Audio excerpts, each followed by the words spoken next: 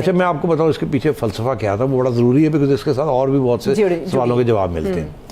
General फैज़ जब DG ISI से पहले वो DGC थे, मतलब है कि एक कदम पीछे थे, और उस वक़्त से इनका बराह रास्त एक सतून के तौर पे उन्होंने PTI की मदद की थी।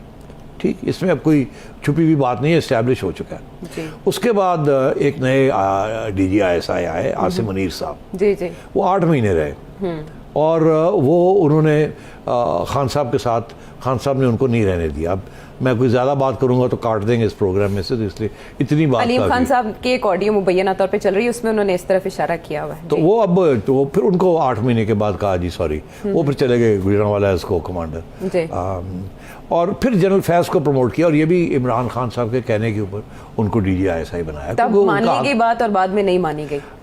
नहीं, उस वक्त तो खान साहब ने बनाया ना DG ISI जी, तो जब इनको हटाने की बात थी तो उस वक्त खान साहब तैयार नहीं थे करने के लिए। अच्छा। ये मैं कह रहा हूँ आपसे, क्योंकि DG ISI की प्रमोशन और शंटिंग जो है वो प्राइम मिनिस्टर करता है ना, तो इनके पसंदीदा जर्नैल थे, ठीक, और अभी भी हैं, और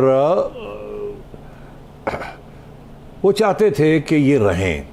उन्हें फ़िक्र था कि अपोजिशन जो है अभी भी बड़ी गड़बड़ कर सकती है, और इसलिए वो चाहते थे कि वो रहें। अब आपको पता है फ़ोन कॉलें आती थी, ये होता था, वो होता था, सेनेट के इलेक्शन, जजेस इधर उधर जो सारे खाते खुले हुए थे, जी जी, वो खान साहब को बचाने के लिए थे। और अब भी हमें यही, अब जनरल बाजवा की तरफ से भी यही इशारे आ रहे हैं कि हमने इनकी बड़ी मदद की, हर चीज़ बहुत सपोर्ट किया। और असली बात क्या थी? असली बात ये थी कि ये इनका, खान साहब का मौक़िफ़ ये था कि मैंने नहीं पार्लियामेंट के अंदर कोई कार्रवाई करनी, मैंने अलाइस के साथ सलाम दुआ नहीं रखनी, ये मेरा काम नहीं है।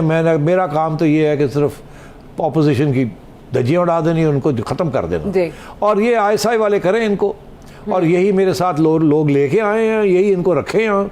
मैंने कोई मरम पट्टी नहीं करनी, मैंने नहीं कोई सियासत करनी, इनके साथ मिलना जुलना, ये आपका खाता है, आप मुझे लेके आए, आप मुझे संभालें और ये करें। इसलिए ये सेम पेज का बयानिया चलता था। और आज फवाद चौधरी साहब भूल गए हैं कि जब ये मामले चल रहे थे उस वक्त भी फवाद चौधरी साहब ने कह रहे थे सेम पेज, और हम कह रहे थे कि अब सेम पेज नहीं रहा। और उस वक्त से आर्मी चीफ और ISPR और इधर उधर से भी जो बातें थी सेम पेज की, वो ख़त्म हो रही थी। हमें नज़र आ रहा था कि हो क्या रहा है। इसलिए मैंने ये पेशेंगोइयाँ करनी शुरू कर दी कि जब इस किस्म के रास्ते अलग होने शुरू हो जाएं, लड़ाई झगड़े शुरू हो जाएं, टेंशन शुरू हो जाएं, बेइज्जतियाँ शुरू हो जाएं, ये सारी चीज़, और फौज है ना। YouTube पर Googley TV देखने के लिए youtube.com की सर्च बार में Googley TV टाइप करें। Googley TV के पेज पर सुर्ख रंग के सब्सक्रिप्शन वाले बटन पर क्लिक करना ना भूलिए। YouTube पर अपलोड होने वाली वीडियो से बाखबर रहने के लिए बेल आइकॉन पर क्लिक कीजिए। आपको हर नई आने वाली वीडियो के बारे में नोटिफिकेशन मौसूल हो जाएगा।